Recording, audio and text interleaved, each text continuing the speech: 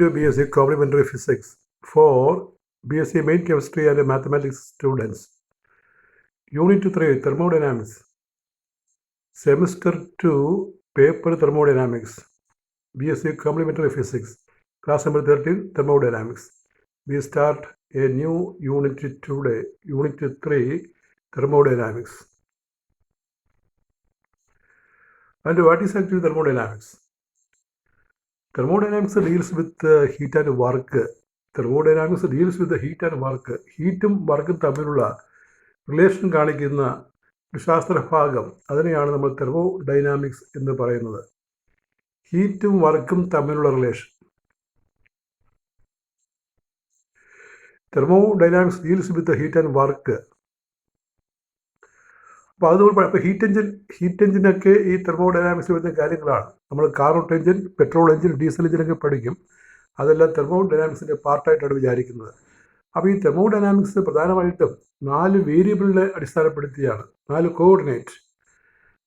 കോർഡിനേറ്റിനെ അടിസ്ഥാനപ്പെടുത്തിയാണ് ഈ തെർമോഡൈനാമിക്സ് നമ്മൾ ഡിസ്കസ് ചെയ്യുക. എന്താണ് 4 coordinate? Thermodynamical coordinates or variables. PVT and entropy S are the thermodynamical variables. Any change in PVT and S is called a thermodynamic process. അതായത് 4 variable, 4 coordinate, 4 parameters: pressure, volume, temperature, entropy. Pressure നിങ്ങൾക്ക് പരിചയമുള്ളതാണ്, volume അറിയാം, temperature അറിയാം, എൻട്രോപ്പിയും കേട്ടുകയാണ്. ഇപ്പോൾ entropy കുറച്ചുകൂടി പരിചയം കുറവുള്ള ഒരു quantity ആയതുകൊണ്ടാണ് അവിടെ പേര് എഴുതിയിരിക്കുന്നത് എൻട്രോപ്പി.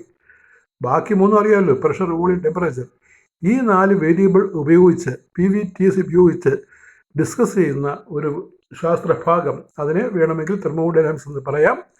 നമ്മൾ കംപ്ലീറ്റ് മിക്കവാറും കാര്യങ്ങൾ പറയുന്നത് ഈ PVTs വെച്ചുകൊണ്ടാണ്. കുറച്ച് കഴിയുമ്പോൾ അഡീഷണൽ ഫംഗ്ഷനും പറയാറുണ്ട്. Thermodynamical variables or coordinates PVT and S are the thermodynamical variables. Any change in PVT and S is called a thermodynamical process. Thermodynamical change. Pressure, volume, temperature അല്ലെങ്കിൽ എൻട്രോപ്പി, ഇവയിൽ ഏതെങ്കിലും ഒന്നിൻ്റെ അല്ലെങ്കിൽ എല്ലാത്തിൻ്റെയും ചേഞ്ച് സംഭവിക്കുകയാണെങ്കിൽ അതിനെ വിളിക്കുന്ന പേരാണ് തെർമോഡൈനാമിക്കൽ ചേഞ്ച് പ്രോസസ്സ്. ഇത് ഒരു തെർമോഡൈനാമിക്കൽ സിസ്റ്റത്തിലാണ് സംഭവിക്കുക. എന്താണ് തെർമോഡൈനാമിക്കൽ സിസ്റ്റം? ഏത് വസ്തുവിനെയും ടെമ്പറേച്ചറുള്ള, വോളിയമുള്ള, പ്രഷറുള്ള, എൻട്രോപ്പി പറയാൻ പറ്റുന്ന ഏത് സബ്സ്റ്റൻസിനെയും വിളിക്കുന്ന പേരാണ് തെർമോഡൈനാമിക്കൽ സിസ്റ്റം. അതിൽ ഏറ്റവും വ്യക്തമായിട്ട് നമുക്ക് മനസ്സിലാകുന്നത് ഒരു പാത്രത്തിലുള്ള ഒരു ഗ്യാസാണ്.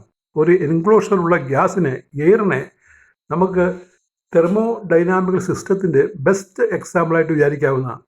അതിന് പ്രഷറുണ്ട്, വോളിയമുണ്ട്, ടെമ്പറേച്ചറുണ്ട്, എൻട്രോപ്പിയുണ്ട്. ടെമ്പറേച്ചറൊക്കെ മാറ്റാം നമുക്ക്. അപ്പോൾ gas contained in a vessel, ഗ്യാസിനെ container is an example of a thermodynamical system.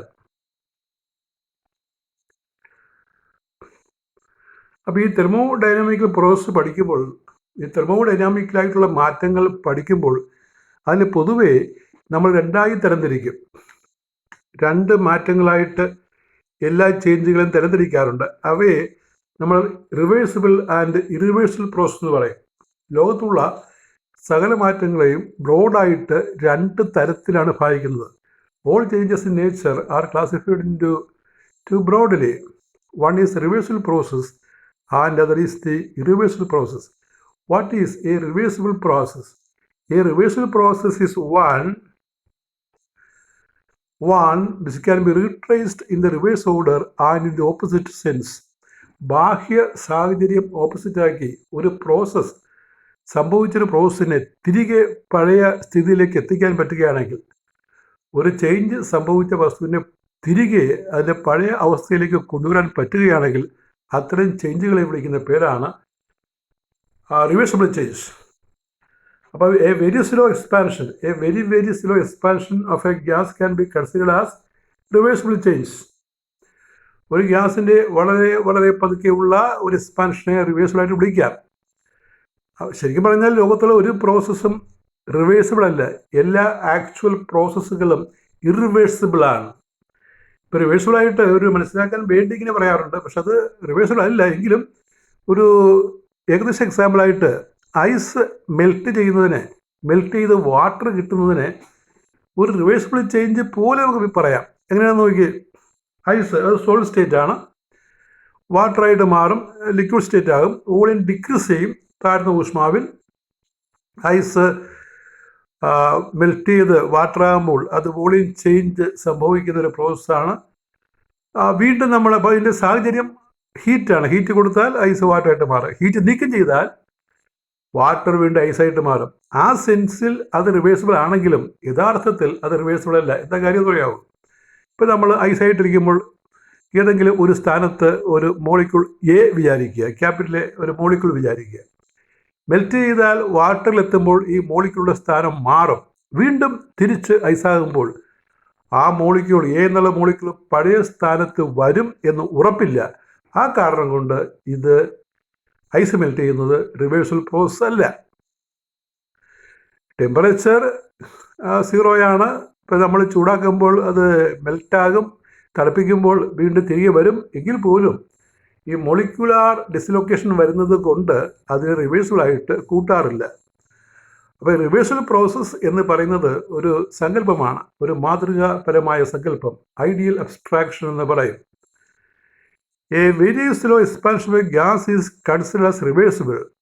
An irreversible process is one which cannot be retraced.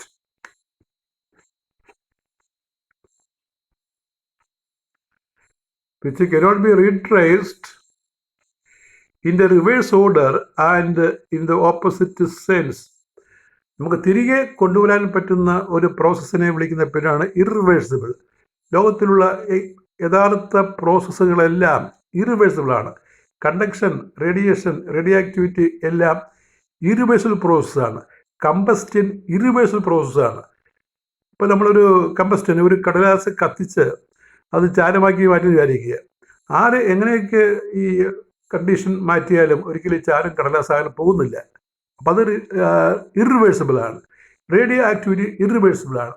Radio activity അറിയാമല്ലോ, നമ്മൾ ഒരു ക്രൂസിബിളിനകത്ത് കുറച്ച് റേഡിയോ ആക്റ്റീവ് മെറ്റീരിയൽ, തോറിയം പോലെയുള്ള റേഡിയം പോലെയുള്ള റേഡിയോ ആക്റ്റീവ് മെറ്റീരിയൽ വെച്ചാൽ അതിൽ നിന്ന് ആൽഫ, ബീറ്റ, ഗാമ കിരണങ്ങൾ പുറത്തേക്ക് പോവുകയും ആ വസ്തുവിൻ്റെ അളവ് കുറയുകയും ചെയ്യും.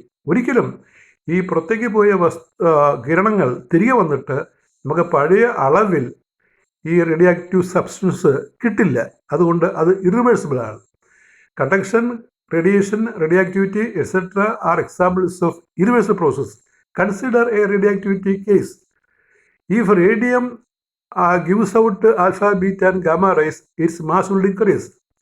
And we will never get the same amount of radium by taking back alpha, beta and gamma rays.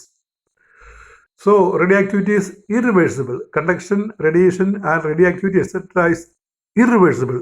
ലോകത്തുള്ള എല്ലാ ആക്ച്വൽ പ്രോസസ്സുകളും ഇറിവേഴ്സിബിളാണ്. ഇപ്പം നമ്മുടെ മനുഷ്യൻ്റെ വളർച്ച പോലും, ഒരു കുട്ടി വലുതായി വലിയ ആളാകുന്നത് അതൊരു ചേഞ്ചാണ്. പക്ഷേ ഒരിക്കലും അത് നമുക്ക് റിവേഴ്സ് ചെയ്യാൻ പറ്റത്തില്ല. തിരിച്ച് നമ്മൾ ചെറിയ ക്ലാസ്, 2ാം ക്ലാസ്, 1ാം ക്ലാസ്സിലൊക്കെ പോയിരിക്കുക എന്ന് പറഞ്ഞ് നടക്കുന്ന കാര്യമില്ല. അപ്പോൾ ലോകത്തിലെ യഥാർത്ഥ പ്രോസസ്സുകളെല്ലാം, actual പ്രോസസ്സുകളെല്ലാം ഇറിവേഴ്സിബിളാണ്. All actual processes in the universe are irreversible. Reversal process is only an ideal abstraction. Reversal process ഒരു മാതൃകാപരമായ സങ്കല്പമാണ്.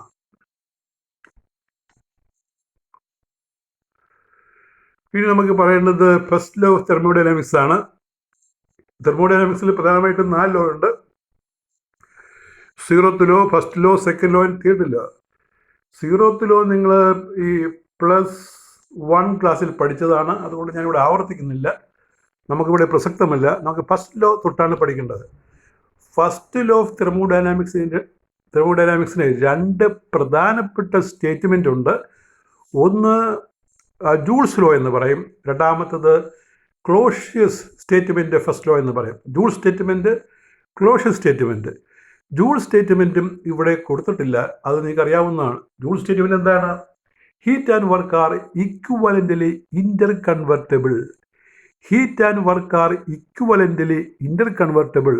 Heat can be converted into work and work can be converted into heat.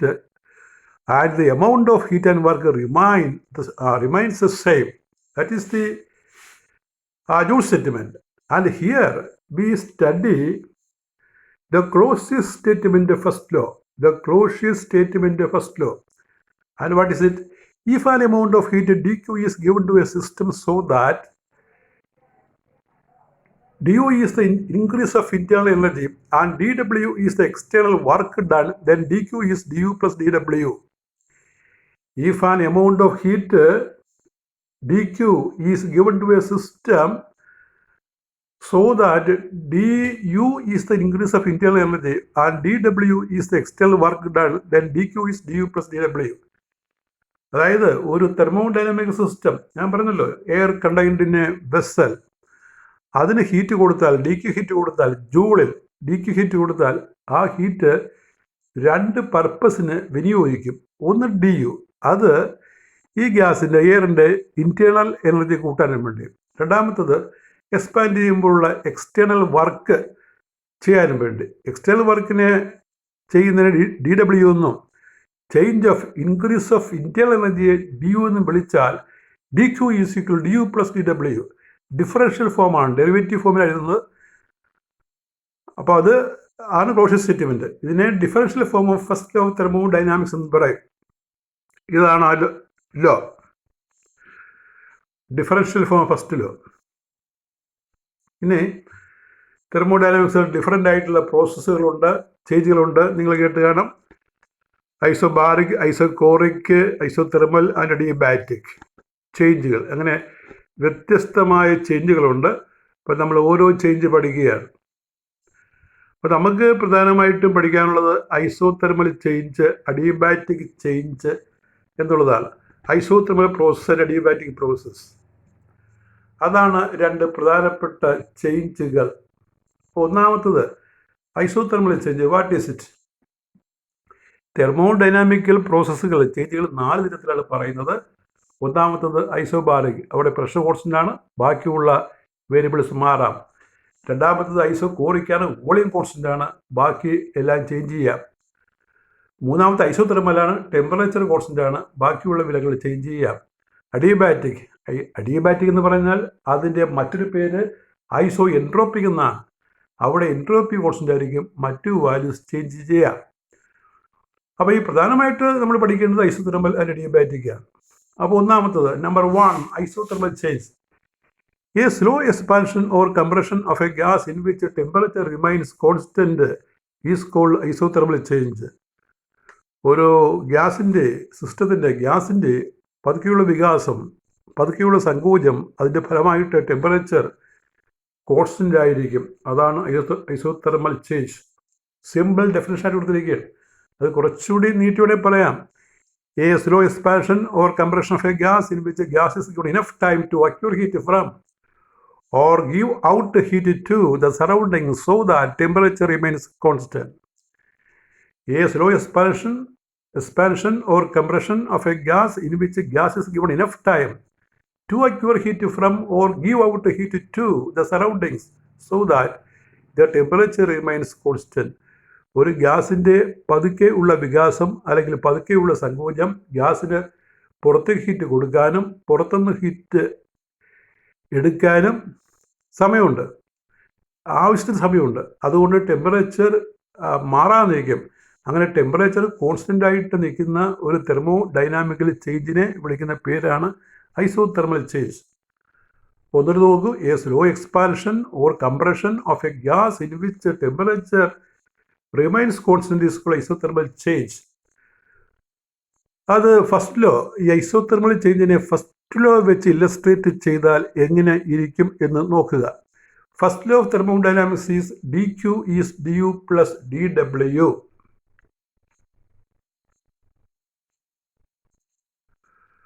അപ്പം അത് നമ്മൾ ഈ isothermal change കൊടുത്തു കഴിഞ്ഞാൽ നമുക്ക് എഴുതാം, for isothermal change DU0. Isothermal change നടക്കുമ്പോൾ ഗ്യാസ് ഹീറ്റ് അക്യൂർ ചെയ്യുന്നില്ല അല്ലെങ്കിൽ നഷ്ടപ്പെടുത്തുന്നില്ല. ഐസോതെർമൽ ചേഞ്ച് ചെയ്യുമ്പോൾ അതിന് ഇന്റേണൽ എനർജി മാറുന്നില്ല, ഗ്യാസ് മോളിക്യൂളിൻ്റെ ഇന്റേണൽ എനർജി മാറുന്നില്ല. DU സെയിം ആയിരിക്കും. DU ആണ് സെയിം ആയിട്ട് നിൽക്കുന്നത്. ടെമ്പറേച്ചർ കോൺസ്റ്റൻ്റ് ആകുമ്പോൾ ഡി യു ഇൻ്റർണൽ സെയിം ആയിട്ട് നിൽക്കും. അപ്പോൾ ആ ഡി യു 0 കൊടുത്താൽ D Q is equal 0 plus D W, D Q is equal to D W. Work നേരിട്ട് ഹീറ്റ് നേരിട്ട് വർക്കായിട്ട് മാറും. This is the principle of heat engine. എല്ലാ ഹീറ്റ് എഞ്ചിനും വരുന്ന പ്രിൻസിപ്പിൾ ഇതാണ്, D Q is D W. Heat engine നമ്മൾ ഒരു 3 പഠിക്കുന്നുണ്ട്. Carbon engine, petrol engine, diesel engine എല്ലാം വർക്ക് ചെയ്യുന്നത് ഒരേ പ്രിൻസിപ്പിളിലാണ്, D Q is D W. ഇപ്പോൾ ഫസ്റ്റ് ലോ തെർമോഡൈനാമിക്സ് നമ്മൾ ഈ ഐസോതെർമൽ ചേഞ്ചിൽ കാണിക്കുമ്പോൾ D Q is D W എഴുതിയാൽ മതി. Number 2, adiabatic change, the sudden expansion or compression of a gas in which temperature also changes. ഗ്യാസിൻ്റെ പെട്ടെന്നുള്ള വികാസം അല്ലെങ്കിൽ പെട്ടെന്നുള്ള സങ്കോചം ടെമ്പറേച്ചർ മാറും. അത് എക്സ്പാൻഡ് ചെയ്ത് പറഞ്ഞാൽ the sudden expansion or compression of a gas in which gas is given in no time. നേരത്തെ ഇനഫ് ടൈമാണ് പറഞ്ഞത്, ഇവിടെ no time. So that the gas cannot acquire heat or give out heat, so that temperature also changes. That is adiabatic change. The sudden expansion or compression of a gas in which temperature also changes is called adiabatic change.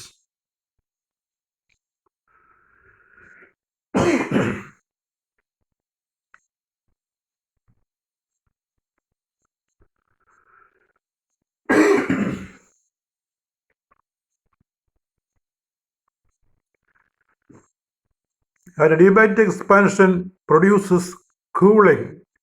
Adiabatic compression produces heating.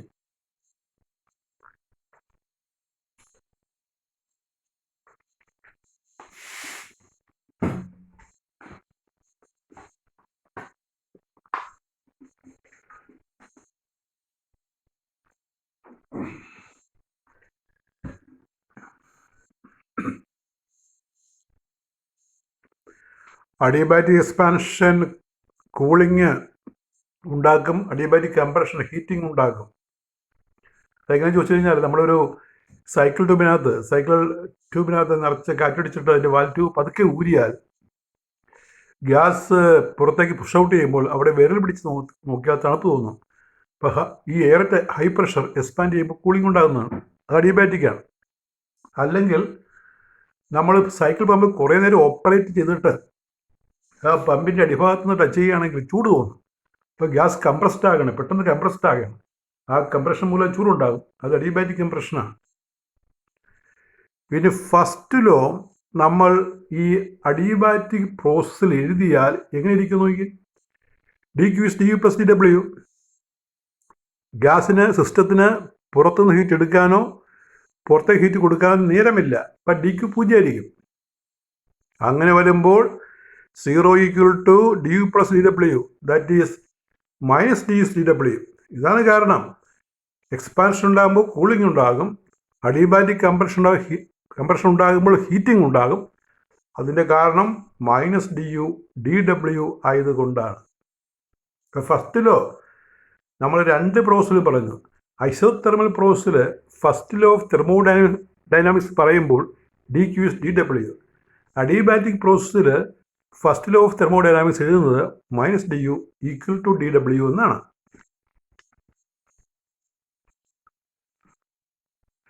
പിന്നെ equation, നമുക്ക് ഇതിൻ്റെ equation പഠിക്കണം. അപ്പോൾ നമ്മൾ D Q is D W എന്ന് പറഞ്ഞാൽ അല്ലെങ്കിൽ minus D is D W എന്ന് പറഞ്ഞാൽ ഇക്വേഷൻ അല്ല, അതൊരു ഫസ്റ്റ് ലോ വെച്ചുള്ള ഇൻറ്റഗ്രേഷനാണ്. ഇക്വേഷൻ വേറെയാണ്. അപ്പോൾ ഒന്നാമത് നമ്മൾ ഐസോതെർമൽ ഇക്വേഷൻ പഠിക്കുകയാണ്.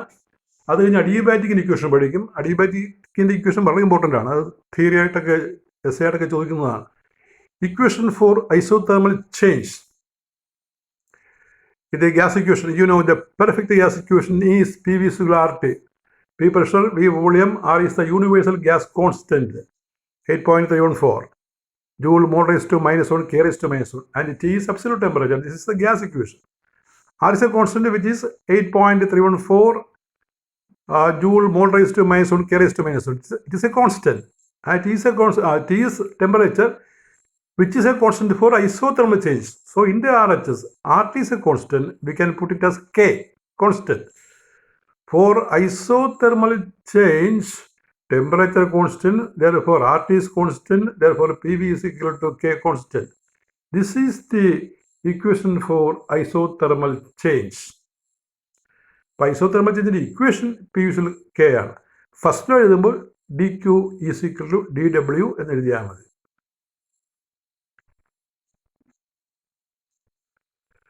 That is all your 13th lecture or first lecture on chapter thermodynamics.